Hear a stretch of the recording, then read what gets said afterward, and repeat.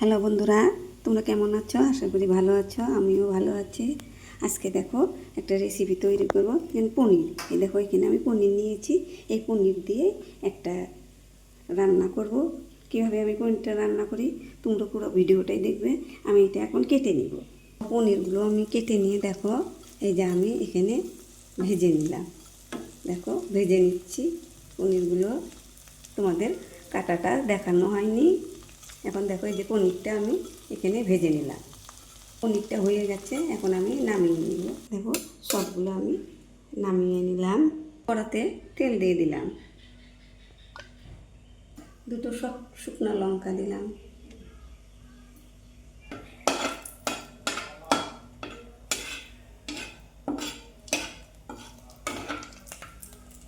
দেখো এখানে ফোড়নে পাঁচফোড়নটা দিয়ে দিলাম।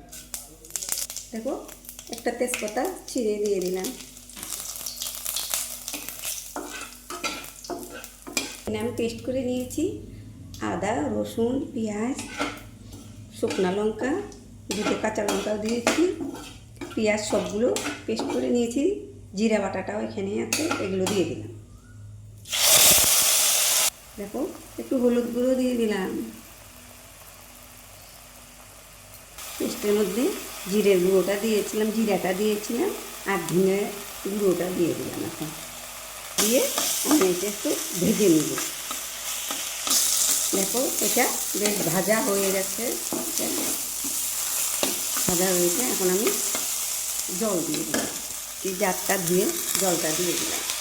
দেখো পরিমাণ মতো জলটা দিয়ে দিলাম।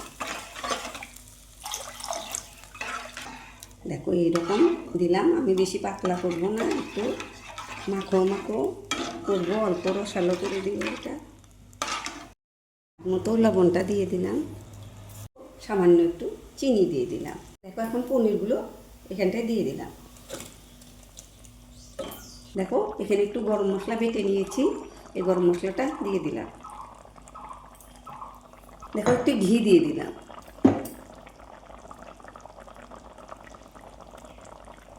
হয়ে গেছে, এটা আমি এখন নামিয়ে নিলাম।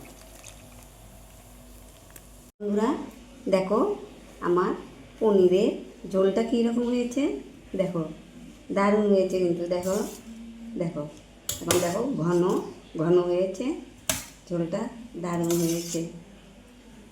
দেখো একদম সবজি টবজি দিলাম না, এইভাবে একটা পনির তৈরি করলাম। দেখতে কিন্তু দারুণ হয়েছে। দেখো কত সুন্দর হয়েছে।